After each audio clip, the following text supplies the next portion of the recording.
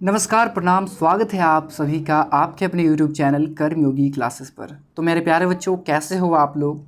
मैं आशा करता हूं कि आप सभी बहुत ही अच्छे होंगे और अपने बोर्ड एग्ज़ाम 2026 की तैयारी बहुत ही अच्छे से कर रहे होंगे। तो जैसा कि आप लोग 2026 में बिहार बोर्ड से बोर्ड एग्ज़ाम देने वाले हैं, तो बच्चों बिहार बोर्ड ने 2026 में जितने भी बच्चे एग्ज़ाम देंगे उनके लिए मॉडल पेपर जो है सो जारी किया गया है। बिहार बोर्ड की तरफ से 2026 में एग्ज़ाम देने वाले सभी बच्चों के लिए मॉडल पेपर जारी कर दी गई है और अभी के इस वीडियो में हम लोग इसी मॉडल पेपर को देखने वाले हैं, समझने वाले हैं। अच्छा, मॉडल पेपर जो जारी किया जाता है बच्चों, वो इसलिए जारी किया जाता है ताकि जो बच्चे फ़र्स्ट टाइम एग्ज़ाम देने वाले हैं उनको ये पता चल सके कि हमारे एग्ज़ाम में कितने सारे क्वेश्चंस पूछे जाएंगे और जो क्वेश्चंस मॉडल पेपर में आते हैं उसी तरह से यानी सेम पैटर्न से आपसे क्वेश्चंस पूछे जाते हैं।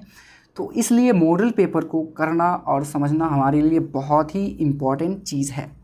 इसलिए हम लोग इस वीडियो में मॉडल पेपर करने वाले हैं। और आप लोगों को एक बात बता दूं कि इसमें से 30% यानी मॉडल सेट से 30% क्वेश्चंस आपके एग्ज़ाम में मिलते जुलते हुए आते ही आते हैं। तो इसलिए मॉडल पेपर को करना भी बहुत ही इम्पोर्टेंट है। तो अभी के इस वीडियो में हम लोग सोशल साइंस का मॉडल सेट करेंगे। आप लोगों को इसको बहुत ही अच्छे तरीके से देखना होगा बच्चों, ठीक है। तो सबसे पहले देखिए इसमें क्या क्या कहा गया है। देखिए हमारे पास एक सेट कोड दिया जाएगा 111, जो कि सेम रहेगा आपको वहाँ भी, यानी कि मेन फाइनल एग्ज़ाम में भी आपको सेम विषय कोड दिया जाएगा। और कुल प्रश्न यानी कि 80 प्लस 32 यानी 80 जो है आपसे ऑब्जेक्टिव क्वेश्चंस पूछे जाएंगे और 32 जो है वो आपसे सब्जेक्टिव क्वेश्चंस पूछे जाएंगे बच्चों, ठीक है। यानी कुल जो है सो 112 सवाल होंगे। और अगर आप लोग आगे देखिए, आगे हमसे क्या कहा गया है कि 6 और जब 7 हम लोग इंस्ट्रक्शंस देखेंगे तो आपको क्लियर हो जाएगा कि देखिए खंड अ में 80 वस्तुनिष्ठ प्रश्न हैं जिनमें 40 अनिवार्य है, यानी कि 80 ऑब्जेक्टिव में से आपको 40 का ही जवाब देना है और हर एक के लिए आपको 1 अंक निर्धारित किया गया है। यानी अगर आपका एक सही होगा तो आपको 1 अंक दिया जाएगा, ठीक है।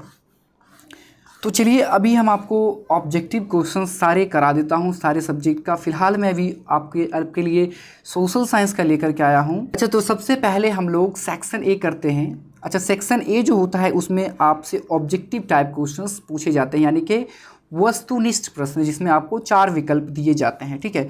देखिए इंस्ट्रक्शन में है प्रश्न संख्या 1 से 80 तक के प्रत्येक प्रश्न के साथ 4 विकल्प यानी 4 ऑप्शंस दिए गए हैं जिनमें से एक सही है, ठीक है। अपने द्वारा चुने गए विकल्प को OMR सीट दिया जाएगा, आपको उसी पर चिन्हित करना है। केवल 40 का ही जवाब देना है, यानी 80 में से हमें 40 का ही आंसर करना है बच्चों। तो चलिए देखिए इस बार बहुत सारे नए नए क्वेश्चंस भी पूछे गए हैं, तो इंटरेस्टिंग रहने वाला है इस साल का एग्ज़ाम आप सभी के लिए। तो अच्छे से तैयार इसको देख करके बच्चों आपको अच्छे से तैयारी भी करना होगा, क्योंकि इस बार नए नए क्वेश्चंस पूछे जा रहे हैं। तो देखिए आप लोग मेरे साथ देखिए पहला सवाल आता है कि इनमें से क्या सामाजिक विभेद का कारण है। अब देखिए हमारे भारत में इनमें से कौन कौन से ऐसे कारक हैं जिसके द्वारा सामाजिक विभेद उत्पन्न हो रहे हैं। भाषा, धर्म, जाति या फिर इनमें से सभी। तो देखिए भाषा, धर्म, जाति ये सभी सामाजिक विभेद के कारक हैं बच्चों। इन्हीं कारणों से हमारे समाज में विभेद उत्पन्न हो रहे हैं, इसलिए हमारा डी वाला आंसर जो है सो सही होगा पहले सवाल का बच्चों, ठीक है। इंग्लिश मीडियम वाले भी बच्चों आप लोग देख सकते हैं क्या है कि which of the following is the cause of social discrimination, language, religion, caste, all of these. तो डी वाला ऑप्शन जो है सो बिल्कुल ही सही आंसर है बच्चों, ठीक है।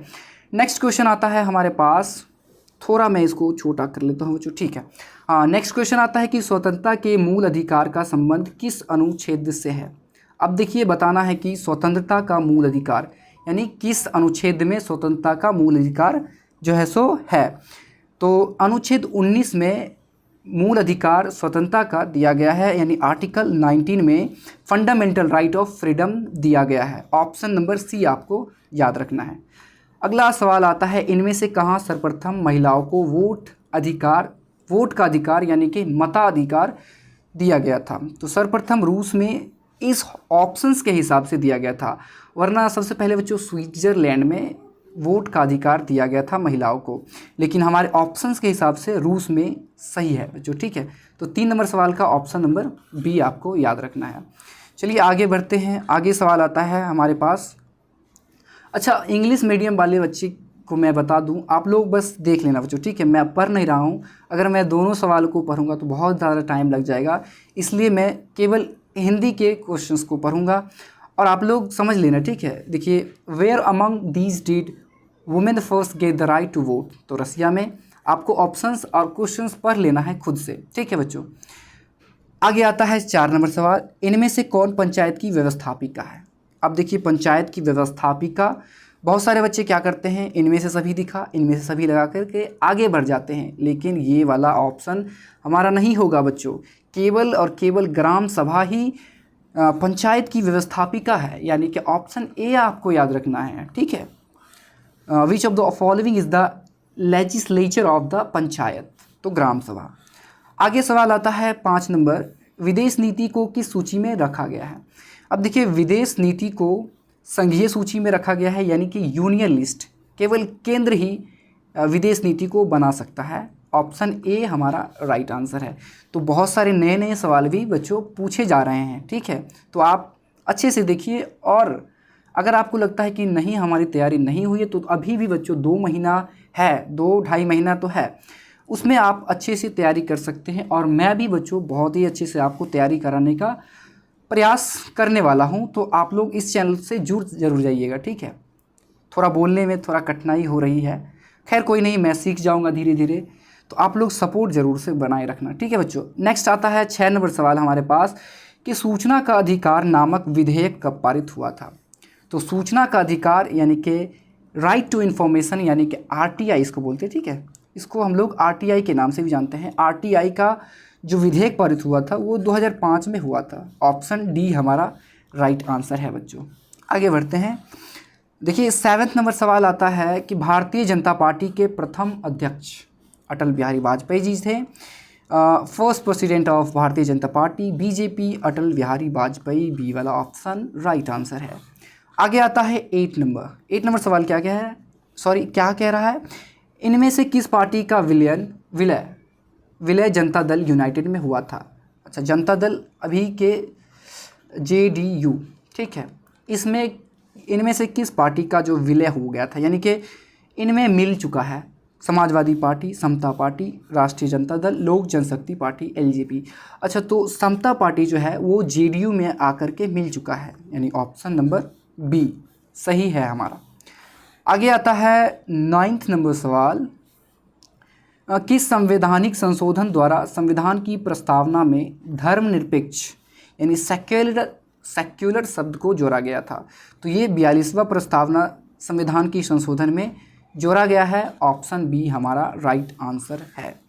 आगे आता है 10 नंबर सवाल के इनमें से कहाँ एकात्मक शासन व्यवस्था है। एकात्मक यानी एकहरी शासन व्यवस्था जो कि श्रीलंका में है बच्चों। ऑप्शन डी हमारा राइट आंसर है। आगे आता है 11 नंबर सवाल, इनमें से किस राज्य को विशेष दर्जा प्राप्त है। विशेष दर्जा अरुणाचल प्रदेश को प्राप्त है। ऑप्शन नंबर ए हो जाएगा आपका सही आंसर, स्पेशल स्टेटस, ठीक है, अरुणाचल प्रदेश है। आगे बढ़ते हैं। 12 नंबर सवाल आता है आपके पास, केंद्र में पहली बार गैर कांग्रेसी सरकार का गठन किसकी अध्यक्षता में की गई थी। तो इसका जो सही आंसर होगा मोरारजी देसाई के नेतृत्व में बच्चों गैर कांग्रेसी सरकार का गठन हुआ था, ठीक है। ऑप्शन ए याद रखना है। 13 नंबर सवाल आता है, पानी के निजीकरण के कारण कहाँ संघर्ष हुआ। बोलीविया में हुआ था। Option number B right answer होगा। अच्छा, जो मैं नया सवाल पूछा गया है वो भी मैं आपको बता दूंगा बच्चों, ठीक है। आगे देखिए, संविधान सभा का गठन कब हुआ था। तो संविधान सभा का जो गठन हुआ था वो आपका 1946 में किया गया। ऑप्शन नंबर ए आपका राइट आंसर होगा और ये भी नया सवाल है एक। आगे आता है 15 नंबर सवाल कि बिहार पंचायती राज अधिनियम 2006 के अनुसार महिलाओं के लिए कितने प्रतिशत आरक्षण का व्यवस्था है। तो 50% महिला और 50% पुरुष। अच्छा, ये क्या है, मुखिया चुनाव बिहार में प्रचलित है, इसी को हम लोग क्या बोलते हैं, पंचायती राज। मुखिया जिसमें मुखियाई का चुनाव लड़ा जाता है। तो इसमें 50% महिलाएं हैं और 50% पुरुष का है। ऑप्शन सी आपका राइट आंसर है। ठीक है, आगे आता है 16 नंबर सवाल कि ग्राम कचहरी का प्रधान कौन होता है। प्रधान होता है ग्राम कचहरी का सरपंच, यानी कि बी वाला आंसर आपका राइट आंसर है। आगे आता है 17 नंबर, यूनान को एक स्वतंत्र राष्ट्र कब घोषित किया गया। 1832, ऑप्शन नंबर सी। तो अब हम थोड़ा फास्ट चलते हैं बच्चों, ठीक है। 18 नंबर सवाल आता है कि लाला लाजपत राय ने किनकी जीवनी लिखी। इन्होंने मेजनी की लिखी थी, ठीक है, बी नंबर ऑप्शन सही है। ये भी नया सवाल है, लाला लाजपत राय ने किनकी जीवनी लिखी थी, तो मेजनी की। आगे आता है 19 नंबर के रक्त और लौह की नीति का अवलंबन किसने किया। ये बहुत बार पूछा है, बिस्मार्क ने किया था, ऑप्शन डी आपका राइट आंसर है। ब्लड एंड आयरन का बिस्मार्क, ठीक है। मैं बीच बीच में थोड़ा इंग्लिश वाला भी पढ़ दूंगा ताकि इंग्लिश वाले बच्चे बोर ना हो। आगे आता है 20 नंबर, राइन राज्य संघ का निर्माण किसने किया। Napoleon Bonaparte. Who created the confederation of Rhine states. तो राइन स्टेट्स का नेपोलियन बोनापार्ट ने कॉन्फेडरेशन किया था, ठीक है, ऑप्शन नंबर सी सही है। आगे आता है 21 नंबर सवाल के ब्रुसेनसेफ्ट नामक सभा की स्थापना कहाँ हुई। अच्छा, ब्रुसेनसेफ्ट नामक जो सभा थी उसकी स्थापना जर्मनी में हुआ था, option number A right answer है बच्चों। ये भी नया सवाल है। आगे आता है 22 नंबर सवाल के निम्नलिखित में कौन यूटोपियन समाजवादी है। अच्छा, Saint Simon, Louis Blanc, Robert Owen, इनमें से सभी क्या है, तो यूटोपियन समाजवादी था, डी ऑप्शन हमारा राइट आंसर है। आगे आता है 23 नंबर सवाल के बोल्शेविक क्रांति को इनमें से किस नाम से जाना जाता है। बोल्शेविक क्रांति जो रूस में हुई थी इसे अक्टूबर क्रांति के नाम से जाना जाता है बच्चों, ऑप्शन नंबर सी हमारा राइट आंसर है, October revolution. Okay right. Next question आता है, इनमें से कौन गुप्त पुलिस संगठन है। चेका एक गुप्त पुलिस संगठन है, option number C right answer है। अगला आता है 25 नंबर, नरोत्तम सिहानुक ने राजनीति से संन्यास कब लिया था। तो 25 नंबर जो सवाल है उसका राइट आंसर बी होगा, 1978 में नरोत्तम सिहानुक ने जो है सो रिटायरमेंट ले लिया था बच्चों, ठीक है। आगे आता है 26 नंबर, भारत में रेलवे की शुरुआत किसके शासनकाल में हुई। Lord Dalhousie, option number B, Lord Dalhousie के शासनकाल में ही हमारे भारत में रेलवे का शुरुआत हुआ था। ओके, आगे आता है गांधी जी ने दांडी यात्रा कहाँ से शुरू किया। अच्छा, ऊपर जो सवाल गया है बच्चों वो भी नया है, ठीक है। आगे है गांधी ने दांडी यात्रा की शुरुआत कहाँ से की थी, तो साबरमती आश्रम से की थी, option number B right answer है। आगे बढ़ते हैं, अगला सवाल है 28 नंबर, स्वराज पार्टी का प्रथम सम्मेलन कहाँ हुआ था, तो इलाहाबाद में हुआ था, ऑप्शन नंबर डी। चलिए, तो अगला सवाल हमारे पास आता है 29 नंबर, इनमें से किसे सीमांत गांधी के नाम से जाना जाता है। बहुत बार क्वेश्चन पूछा गया है, इंपॉर्टेंट है, खान अब्दुल गफ्फार खान को, यानी कि ऑप्शन नंबर सी हमारा राइट आंसर है, ठीक है।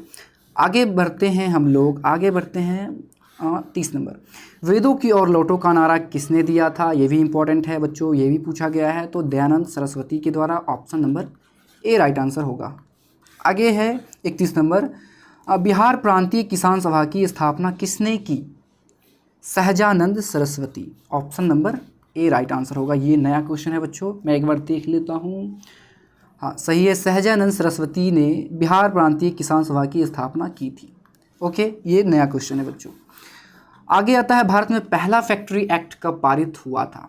अच्छा, भारत में पहला जो फैक्ट्री एक्ट था वो 1881 यानी कि 1881 में शुरू हुआ था, 32 का सी आंसर सही है। आगे आता है 33 नंबर सवाल के ब्रिटिश संसद के किस अधिनियम ने भारत में व्यापार पर ईस्ट इंडिया कंपनी के एकाधिकार को समाप्त कर दिया था। अच्छा, ये सवाल को समझिए क्या है कि ब्रिटिश संसद ने, अच्छा भारत में किसका अधिकार था, ईस्ट इंडिया कंपनी का। अच्छा, ब्रिटिश संसद ने ये अधिकार ख़त्म किया, ठीक है, एकाधिकार था उसको ख़त्म कर दिया गया, किसके द्वारा, तो चार्टर अधिनियम, चार्टर एक्ट के द्वारा, यानी जो 1813 ईस्वी में आई थी उसके द्वारा ईस्ट इंडिया कंपनी की जो एकाधिकार थी वो भारत के व्यापार से ख़त्म हुआ, ऑप्शन सी हमारा राइट आंसर है बच्चों। आगे है 34 नंबर सवाल आता है कि city of Bombay improvement trust की स्थापना के पीछे इनमें से क्या कारण था। अच्छा, इसके पीछे जो कारण था improvement trust Bombay, city of Bombay improvement trust, इसकी जो एक बड़ी कारण थी वो थी बच्चों प्लेग महामारी के कारण ही city of Bombay improvement trust की स्थापना हुई थी। आगे आता है 35 नंबर सवाल, 35 नंबर सवाल है कि सोम प्रकाश साप्ताहिक पत्रिका का प्रकाशन किसने किया था? Ishwar Chandra Vidyasagar, option number B. ये भी नया है, सोम प्रकाश पत्रिका साप्ताहिक पत्रिका। ओके, ये भी नया सवाल है, ऑप्शन बी आपको याद रखना है। आगे आती है 36 नंबर, न्यू इंडिया समाचार पत्र को किसने शुरू किया? ये भी नया है, एडी बेसेंट के द्वारा शुरू किया गया था, ऑप्शन सी है सही इसका आंसर। इसमें से बच्चों आपसे 30% क्वेश्चन तो पूछे जाते हैं, तो इसको ध्यान से देखना आप लोग, ठीक है। आगे आता है रेशम मार्ग कहाँ से आरंभ होता था? चीन से, ऑप्शन नंबर सी है इसका सही आंसर। ये भी बहुत बार पूछा गया है। इन देशों में से कौन प्राकृतिक संसाधनों में अत्यंत विपन्न है? अच्छा, विपन्न का मतलब समझो, विपन्न का मतलब यानी वहाँ पर ज़्यादातर संसाधन नहीं है, प्राकृतिक संसाधन नहीं है। अच्छा, ये अत्यंत विपन्न है, जहाँ पर बहुत ज़्यादा नहीं है। संयुक्त राज्य अमेरिका है, चीन है, भारत में भी बहुत सारा है। भारत तो संसाधनों का केंद्र है बच्चों, बहुत सारे हैं। लेकिन जापान क्या है बच्चों, वहाँ सुनामी आता है तो सारे संसाधन वहाँ पे ख़त्म हो जाते हैं, यानी कि ऑप्शन डी आपको याद रखना है। ये भी नया सवाल है, ठीक है। आते हैं 39 नंबर सवाल के, इन राज्यों में से कौन सर्वाधिक वनावरण वाला है? अच्छा, ये वनावरण नहीं समझ में आता है किसी को, तो यहाँ पे देखिए ये भी लिख दिया गया है कि इनमें से किस राज्य में अधिक वन क्षेत्र है? तो MP, Madhya Pradesh, option number D right answer होगा। आगे बढ़ते हैं, 40 नंबर सवाल आता है, रोहिल्ला राष्ट्रीय उद्यान कहाँ स्थित है? बच्चों बहुत सारे नए सवाल आ रहे हैं, तो आपको याद रखना होगा ये पश्चिम बंगाल में है। पश्चिम बंगाल में नहीं है, ये है हिमाचल प्रदेश में। मुझे भी ये चीज़ देखना पड़ा था कहाँ है, ऑप्शन नंबर बी ये नया सवाल है, ठीक है। आगे हम लोग बढ़ेंगे, सागर सम्राट क्या है? मुंबई में है। और अपतटीय तेल रिग, सम्राट सागर अपतटीय तेल रिग है, यानी तेल का खादान है, ठीक है। ऑप्शन नंबर बी सही आंसर है हमारा। आगे आता है 42 नंबर सवाल कि रूस के सहयोग से किस परमाणु विद्युत गृह का निर्माण किया गया था? तो रूस के सहयोग से हमारे भारत में कुडनकुलम परमाणु विद्युत गृह का क्या हुआ था? निर्माण हुआ था। ऑप्शन नंबर सी आपको याद रखना है, ठीक। 43 नंबर सवाल आता है, इनमें से किसे सुनहरा रेशा कहा जाता है? Jute, option number D. अब लगता है तेज चलना पड़ेगा। 44 नंबर सवाल आता है, इनमें में से किससे अंगोरा ऊन प्राप्त होता है? ये भी नया सवाल है बच्चों, खरगोश से प्राप्त होता है अंगोरा ऊन, option number C right answer है। आगे बढ़ते हैं, 45 नंबर सवाल है, भारत में लौह इस्पात का पहला कारखाना कहाँ स्थापित किया गया? झारखंड में 1907 में टिस्को, ठीक है। Tata Iron and Steel Company, TISCO बोलते हैं, TISCO, Tata Iron and Steel Company organisation, नहीं पता है, थोड़ा सा देख लेना आप लोग। इसकी स्थापना किसने की थी? जमशेद जी ने, ठीक है। जमशेद जी टाटा ने इसकी स्थापना झारखंड में सर्वप्रथम हमारे भारत में की गई थी, ठीक है। आगे आता है 46 नंबर सवाल, भोपाल त्रासदी में किस गैस का रिसाव हुआ था? Methyl isocyanate, option number C right answer है, ओके। आगे बढ़ते हैं 47 नंबर, भारत का सबसे लंबा राष्ट्रीय राजमार्ग NH44, नेशनल हाईवे 44 हमारे भारत में सबसे लंबा राष्ट्रीय राजमार्ग है। आगे आता है 48 नंबर सवाल, सबसे बड़ा रेल जोन, उत्तर रेलवे जोन सबसे बड़ा भारत रेलवे जोन है, option number B right answer है। आगे आता है, वायु परिवहन का राष्ट्रीयकरण कब किया गया? हमारे भारत में वायु परिवहन का जो राष्ट्रीयकरण किया गया था वो 1953 में किया गया, option number D right answer है। सदिया से धुबरी तक कौन राष्ट्रीय जलमार्ग है? ये भी नया सवाल है, राष्ट्रीय जलमार्ग 2, ओके, ऑप्शन नंबर बी आपको याद रखना है। फाल्टा विशेष आर्थिक क्षेत्र, ये आपका पश्चिम बंगाल में है, WB में है फाल्टा विशेष आर्थिक क्षेत्र, option number C right answer है।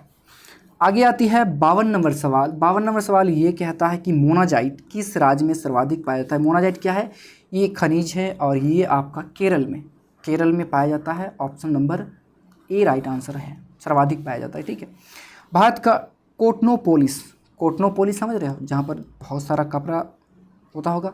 कोटनोपोलिस किस नगर को कहा जाता है? तो मुंबई को, option number B right answer है।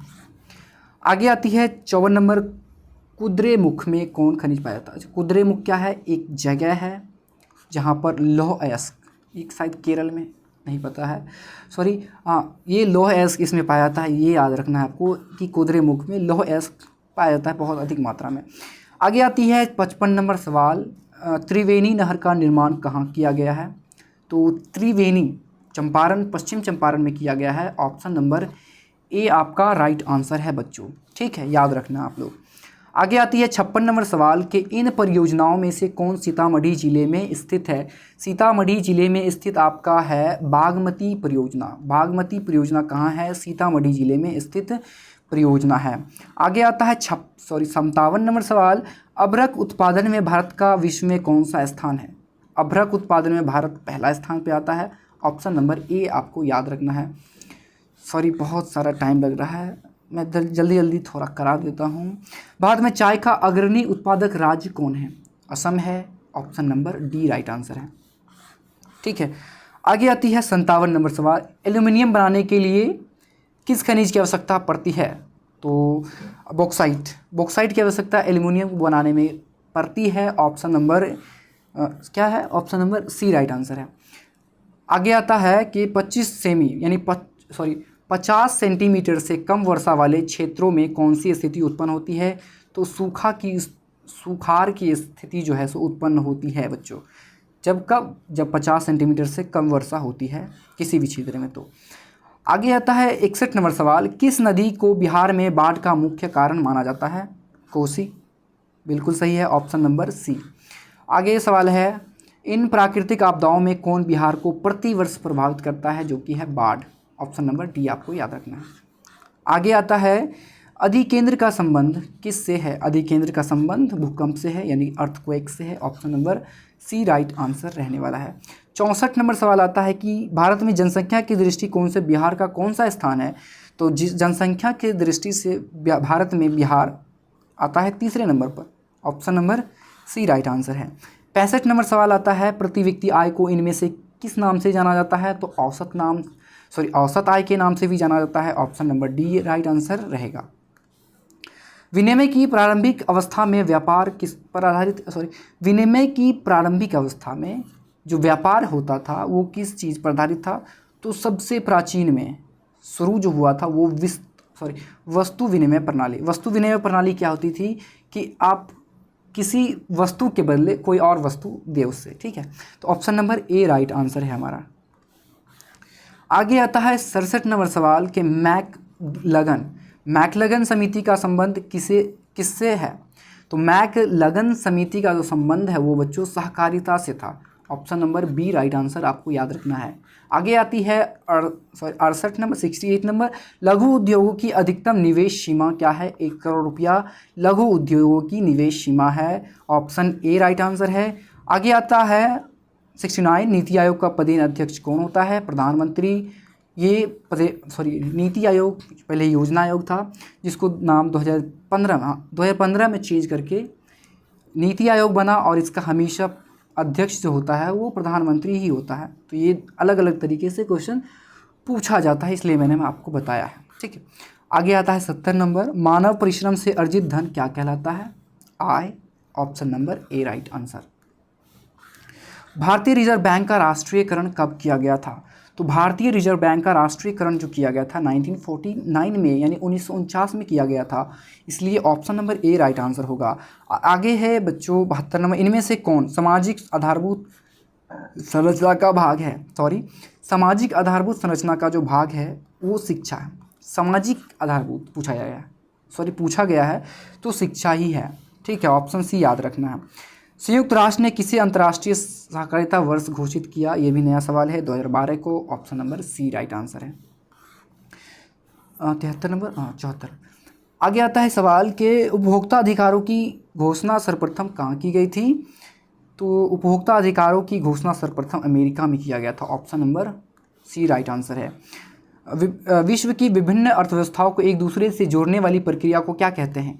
तो वैश्वीकरण, ठीक है। Option number C right answer है। आगे आता है सवाल, इनमें से कौन संस्थागत वित्तीय स्रोत का उदाहरण है? संस्थागत, वाणिज्यिक बैंक, क्षेत्रीय बैंक, सहकारी बैंक, इनमें से सभी क्या है? संस्थागत वित्त का साधन है। Option number D right answer हो जाएगा, ठीक है। आगे आता है सवाल हमारे पास 77 नंबर, भारत का अधिकांश कार्यबल किस क्षेत्र में कार्यरत है? तो जैसे कि हम लोग सभी जानते हैं भारत में कृषि जो है वो सबसे अधिक किया जाता है। तो कृषि जो है, कृषि हो गया, मत्स्य पालन हो गया, वगैरह वगैरह, जो कि प्राथमिक क्षेत्र से संबंधित है। भारत में अधिकांश कृषि की जाती है, इसलिए प्राथमिक क्षेत्र से हमारा अधिकांश कार्यबल जो है सो कार्यरत है, उसी में कार्य कर रहे हैं। ऑप्शन नंबर आपको ए याद रखना है, यानी प्राइमरी सेक्टर में। भारत में एक मौद्रिक नीति का निर्धारण कौन करता है? तो मौद्रिक नीति का जो निर्धारण करेगा वो भारतीय रिजर्व बैंक यानी कि RBI। ओके, यही सारी चीज़ें मौद्रिक नीति को चलाता है RBI। भूमि विकास बैंक को पहले किस नाम से जाना जाता था? तो भूमि विकास बैंक को सर्वप्रथम भूमि बंधक बैंक के नाम से जाना जाता है। ये भी नया सवाल है, ऑप्शन बी आपको याद रखना है। आगे आता है 80 नंबर, 80 नंबर। इनमें से किस जमा में कोई ब्याज नहीं मिलता? ब्याज नहीं मिलता है चालू जमा में, यानी करंट डिपॉजिट में किसी भी तरह का ब्याज बच्चों नहीं मिलता है। Option number D right answer होगा। तो ये मैंने आपको 80 नंबर का ऑब्जेक्टिव तो बता दिया है।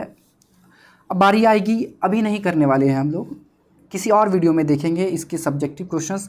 तो फिलहाल अभी आपको क्या करना है, अगर आपको ये वीडियो पसंद आया है तो इस वीडियो को लाइक कर दीजिए। अगर आप हमारे चैनल पर पहली बार आए हैं तो चैनल को सब्सक्राइब जरूर से कीजिएगा और इस वीडियो को दोस्तों में शेयर कीजिएगा और क्या चैनल को सब्सक्राइब कीजिए। बस यही मैं आपसे कहूँगा और इस वीडियो को अंत तक देखने के लिए धन्यवाद। मिलते हैं नेक्स्ट वीडियो में बच्चों। अच्छा, सब्सक्राइब ज़रूर से कीजिएगा, सब्सक्राइब प्लीज़।